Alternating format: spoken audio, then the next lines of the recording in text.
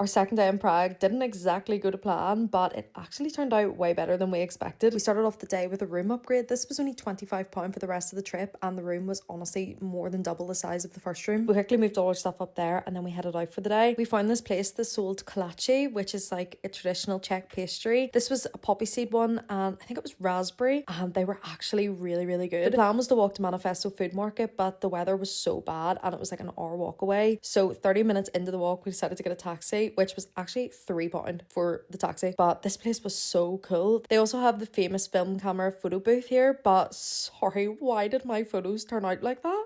And that was £5 as well. We had a few drinks and then we got some food. There was so many options here for food and everything looked absolutely amazing. I'd seen a few people online recommending holy pasta and I was craving pasta, so I got the carbonara, and I am not joking, this is some of the best pasta I have ever had. We weren't really planning on drinking this early, but this place was really cool, so we stayed for a few more, and then we got some new photo booth pictures, which still weren't the best, but they were definitely better than the last ones. We were going to go do some more sightseeing, but the weather was still so bad, so it only really made sense to go to another bar. And honestly, this place was absolutely perfect for a rainy day. It's called Levels, and it has like different floors with bars, so many arcade games, mini golf, karaoke, bowling. It literally felt like Las Vegas. And then on the top floor, they had this really nice rooftop bar, and the cocktails were unreal. Also, look how amazing that view was as well. I actually really recommend going here before going to the arcade, because they gave us cards with credits for the arcade with our drinks, but we'd already been there, so we weren't going to go back. After a few here, we headed back to the hotel and got ready for dinner, and then headed up to the hotel bar again for a few cocktails. There's definitely a bit of a theme going for this day. It wasn't really intentional to just drink all day, but we actually did have a really, really good day. We booked Fat Cats for dinner, and this food was so good. I want to say it tasted like gourmet McDonald's, but